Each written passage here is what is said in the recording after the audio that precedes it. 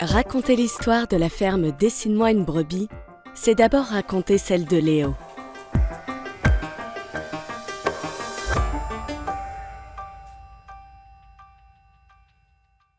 Et cette histoire, elle commence il y a une trentaine d'années, à Ourches, dans la Drôme. Tout petit, j'ai un plaisir immense à aller dehors avec mon père, faire ce qu'il faisait chez nous au quotidien, c'est-à-dire travailler dans la vigne, c'est-à-dire tondre la pelouse, être dehors sur des travaux pseudo-agricoles, on va dire. Et puis à l'âge de 7-8 ans, en allant en vacances chez mes grands-parents, je rencontre les voisins Henri et Janine Baucher, qui élevaient des vaches laitières. Et donc j'ai très vite senti que j'avais envie de passer beaucoup de temps dans cette ferme et c'est ce qui se passait en fait pendant les vacances. J'étais plutôt là-bas que chez mes grands-parents, quoi. Durant presque 10 ans, Léo passe une grande partie de ses vacances auprès d'Henri et son fils Lionel, qui lui transmettent le métier d'éleveur. Sa formation passera ensuite par un enseignement théorique et technique, mais son apprentissage sensoriel, d'écoute, d'observation, s'est forgé à cette époque. L'élevage, c'est ça aussi, c'est savoir regarder les animaux, savoir quand on passe devant un bâtiment, qu'on arrête un tracteur, qu'on marche dans la cour, se tourner la tête vers l'élevage, regarder et en un coup d'œil, entendre un bruit qui va pas, qui n'est pas habituel, parce que l'élevage c'est aussi ça, une ferme c'est ça, c'est un peu comme les battements d'un cœur, il y a toujours les mêmes bruits. Il y a toujours les mêmes bruits, on entend toujours les mêmes musiques, et dès qu'il y a un bruit de barrière, d'essoufflement d'un animal, un truc, et ben ça on apprend à le déceler très vite, tout de suite. Et ça c'est vraiment Lionel qui me l'a appris. Léo cumule les expériences dans différentes fermes, puis monte son projet d'installation à Ourches en 2012. Et son choix s'oriente vers l'élevage de brebis. Moi j'ai commencé par de la brebis parce que partant de zéro, fallait tout imaginer les bâtiments, tout construire et c'est quand même la mobilisation de gros capitaux qui mettent du temps à générer un retour sur investissement. Et c'est encore plus vrai avec des animaux plus gros, plus longs à élever qui sont les vaches. Et le deuxième point c'est aussi le climat, quoi. On était quand même dans la Drôme, pas dans l'Indre, il pleut moins, il y a moins d'herbe, il faut plus de surface pour élever des vaches, c'est un peu plus compliqué.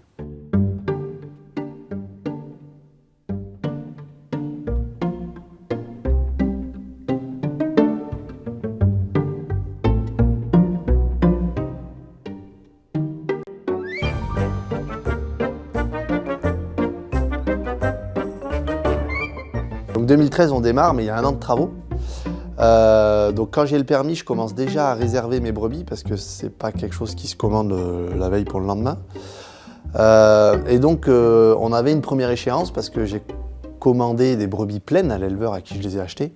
Et donc il m'a dit, nous les brebis, dernier carat, on peut te les faire voyager et te les emmener au mois d'octobre. Après on peut plus, elles seront trop gestantes pour annuler au mois de janvier, il y a des risques d'avortement, voilà.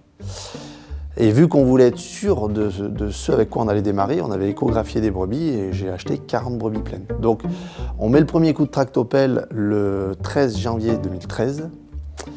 Et là on sait déjà que l'échéance c'est octobre, l'arrivée des brebis. Et il faut qu'il y ait une bergerie capable de les accueillir. Donc c'est de janvier à octobre, des travaux du lundi au dimanche, avec mes parents qui sont là au quotidien pour m'aider, pour me faire manger, matin, midi, soir, pour faire manger les artisans aussi qui viennent m'aider sur le chantier, toute ma famille l'été, juillet, août, personne en vacances, tout le monde à la ferme pour clouer des planches et faire des barrières.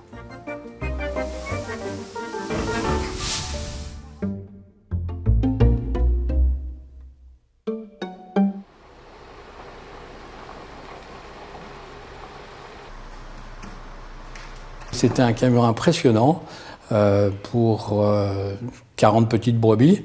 Et lorsque les brebis sont arrivées, elles ont couru dans la paille fraîche. C'était très, très joli, très rigolo. Et moi, j'avais passé un petit peu de mon enfance avec les brebis aussi. Donc, c'était juste, pour moi, une boucle qui se bouclait.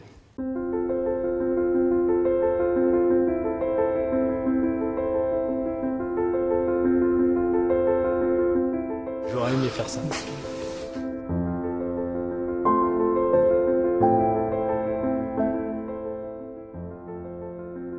Il était tellement heureux, tellement joyeux que c'était vraiment un bon moment. Et puis quand le camion est reparti, il a regardé les brebis, il s'est posé, je me rappelle, c'était le soir, il s'est posé, il regardait ses brebis et là, je crois qu'il ne serait pas allé se coucher. Il fallait qu'il les observe, qu'il fasse connaissance avec. C'était vraiment un grand moment.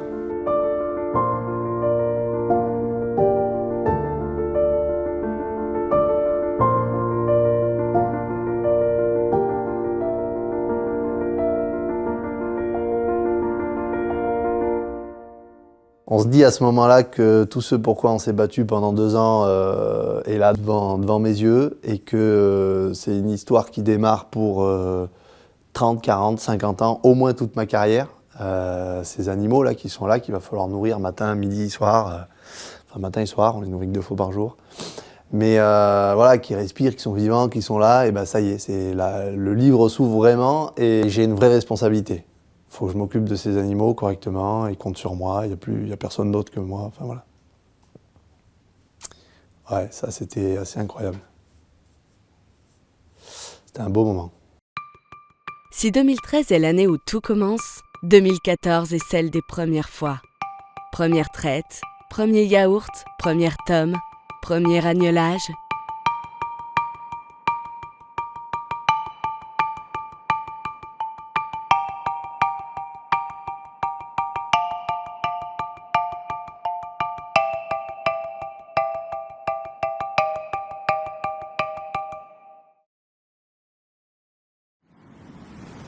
Janvier 2015, une violente tempête de vent s'abat sur la bergerie, arrache une partie du bâtiment et décime une partie du troupeau, marquant un coup d'arrêt dans le développement de la ferme.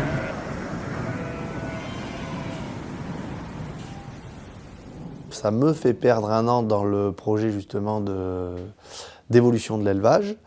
Ça me fait prendre aussi conscience à quel point l'élevage c'est fragile et à quel point il faut avoir des infrastructures bien construites pour pérenniser ça et assurer le bon soin et le bon état général de l'élevage des animaux.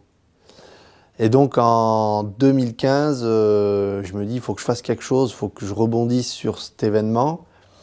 Et c'est un peu ce que j'ai essayé de faire en fait tout au long de la construction de l'entreprise, c'est de faire d'un événement négatif une voie d'amélioration et un signe qui vient me dire tiens, tu as telle piste pour améliorer ça et pour apprendre de l'événement malheureux que tu as vécu, quoi.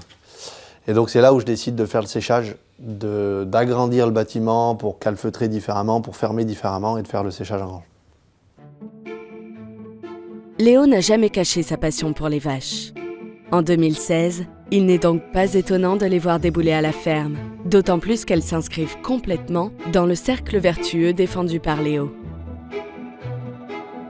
J'ai 10 hectares à peu près, ce qui était une grosse partie de mon fourrage qui prend l'eau et qui s'abîme. Et donc là, c'est un peu un coup dur et du coup, je me dis qu'est-ce que je vais faire de ce foin ? Les brebis sont incapables de le manger, ou en tout cas, si elles en mangent, elles vont vraiment pas en manger beaucoup, et puis je pourrais pas faire du lait avec ça. Et c'est là où je me dis, l'élevage laitier, c'est super, mais il faut du bon foin pour que les brebis aient du lait. Et les brebis valorisent quand même beaucoup moins bien les foins grossiers et les foins mauvais que les vaches. Donc je me suis dit, ça m'arrivera sûrement d'autres fois de mouiller du foin. Donc je vais faire en sorte de le sécher différemment. Je vais faire un séchage en grange pour éviter de le mouiller. Et puis je vais prendre des animaux capables de manger des foins que je rate. Et donc l'élevage de vaches sur la ferme, il est aussi créé pour ça, pour valoriser les foins grossiers et les foins ratés qu'on produit sur la ferme. Dès 2014, le schéma économique de l'entreprise prévoyait 2,5 équivalents temps plein. À l'automne 2016, devant la masse de travail qui s'accumule, Léo ne peut plus continuer seul. J'ai répondu à une annonce sur Le Bon Coin, donc pour être fromagère. Et donc j'ai appelé Léo, je lui ai dit écoute, voilà, je sais que tu cherches une fromagère. Moi j'ai fait un CAP charcuterie traiteur, je me suis reconvertie il y a 1 an de ça. Et il m'a dit écoute, ça tombe très bien que tu appelles parce que je compte me développer en charcuterie. L'aventure elle a commencé ensemble avec Léo, il m'a appris à faire les yaourts et les fromages de brebis. Je vais la sortir. En parallèle, Pascal développe la vente directe. Les produits de la ferme sont désormais présents sur les marchés alentours. La ferme se structure, les activités se consolident. Avec l'arrivée d'Elsa à la fromagerie, Pascal peut désormais se consacrer à son métier de charcutière. À la charcuterie, il y avait absolument tout à faire, rien n'existait à la ferme. Je travaillais dans un caisson frigorifique et donc j'ai commencé à faire les saucissons, les godivo, chipolata et les différents pâtés. Donc on est parti sur cette base-là. Toutes les recettes ont été créées par mes soins. Et puis parallèlement à ça, Léo aussi il m'a fait faire des formations à Aurillac. C'est la seule école de France qui vous donne des recettes sans sel nitrité. Donc il est tout à fait possible de faire de la bonne charcuterie sans sel nitrité.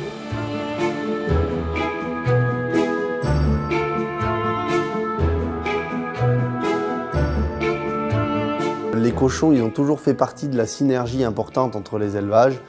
La première synergie du cochon, c'est de consommer le petit lait de la fromagerie. Et ça, c'est la filière que j'ai choisie dès le départ. Donc ça s'est développé au fil aussi du développement de l'élevage brebis-lait et du volume de petits laits qu'on avait à faire manger justement par nos cochons. Donc de 3 cochons, on est passé à 10, puis de 10, il a fallu qu'on passe à 50. On n'était pas capable de les nourrir toute l'année, mais n'empêche qu'il y a une période de l'année où on a du petit lait pour 50 cochons. Quand Charles est arrivé, après, on s'est mis, ça m'a dégagé du temps. J'ai pu sortir un peu la tête du guidon et commencer à structurer, à organiser l'élevage des cochons.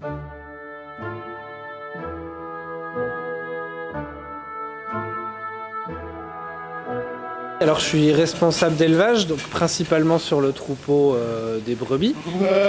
Ça veut dire que la base de mon travail, c'est la traite, donner à manger aux animaux, prendre soin du troupeau.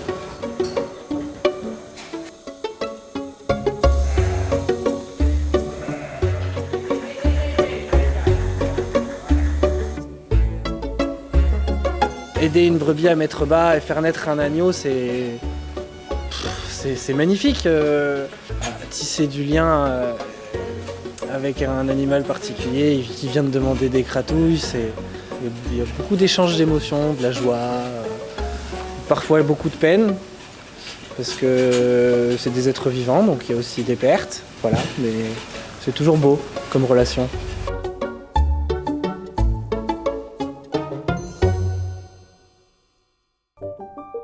Un des objectifs de Léo depuis toujours, c'est non seulement de vivre des produits de sa ferme et d'en être le premier consommateur, mais c'est aussi de ne pas rendre dépendant de son activité sa famille et ses proches.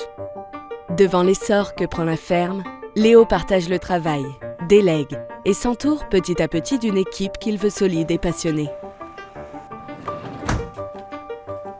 C'est pas la chose la plus simple de trouver les bons profils. Je pense qu'on a la chance quand même dans notre domaine d'intéresser des passionnés. On ne tombe pas quand même dans l'élevage par hasard parce que c'est trop prenant, c'est quand même assez physique, c'est aussi un peu dur parce qu'on élève des animaux qu'on aime, il faut savoir s'en détacher pour les laisser partir à l'abattoir quand il faut les valoriser en viande. Donc c'est une balance entre la richesse, la beauté du métier et la dureté du métier qu'il faut accepter. On perd des animaux aussi malgré qu'on s'en occupe et qu'on y passe du temps et que voilà, il y a des animaux qui meurent et ça fait partie de l'élevage. Si on n'accepte pas ça, il ne faut pas faire éleveur. Donc on intéresse quand même un panel de candidats passionnés par ça. Et donc du coup, c'est plus facile de trouver les bons profils qui vont être motivés. Après, effectivement, ces profils-là, il faut qui soit compatible avec la polyvalence de notre métier, parce que nous on ne fait pas que de l'élevage, on fait aussi de la vente, on accueille du public, on explique ce qu'on fait, et je veux que les collaborateurs justement puissent parler de leur métier. Et il y en a, ils adorent s'occuper des bêtes, mais ils ne veulent pas parler de ce qu'ils font. Il faut maîtriser un peu le machinisme, il faut conduire les tracteurs, donc il y a quand même une grosse polyvalence.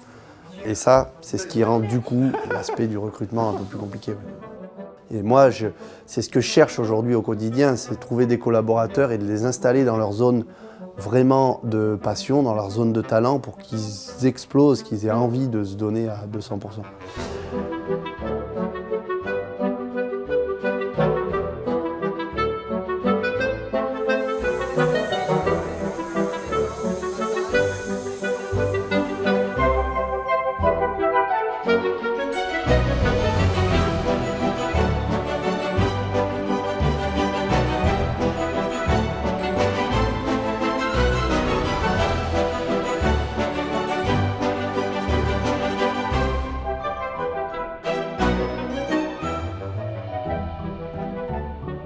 Petit à petit, à mesure qu'on élève des animaux, des vaches, des cochons, je me rends compte qu'on n'a pas dans l'entreprise les savoir-faire, les compétences pour valoriser notre viande au même titre qu'on valorise le lait.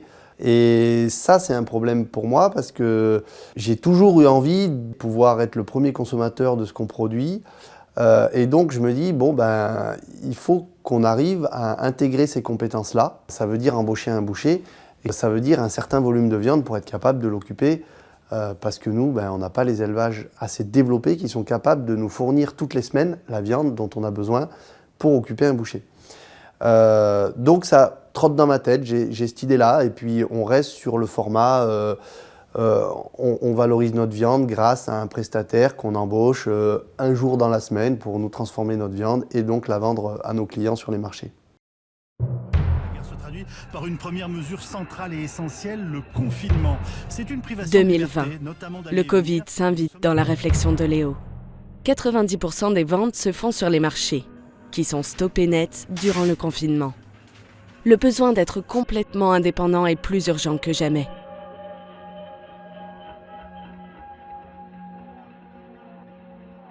C'est là où, en complément de l'idée d'avoir un boucher, vient l'idée d'acquérir une boucherie.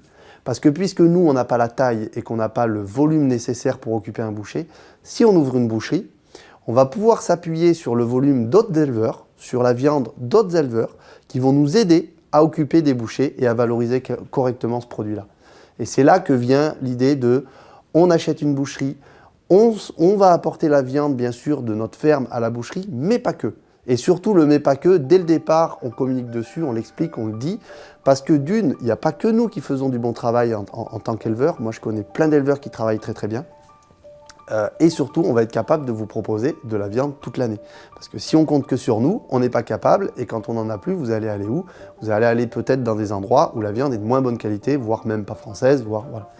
Et ça, c'est ce qu'on veut éviter. On veut vous montrer qu'on est capable, en France, de produire, et en très local, hein, on parle de 100 km, en très local, de produire une agriculture de qualité sur laquelle on a une forte traçabilité, sur laquelle on a des forts gages de tout ce que les clients recherchent et ce qui est assimilé à nos valeurs, qui sont en fait socialement équitables, écologiquement équitables et économiquement équitables. Et ça, c'est les valeurs de l'entreprise, c'est la vision de l'entreprise, c'est de respecter ça.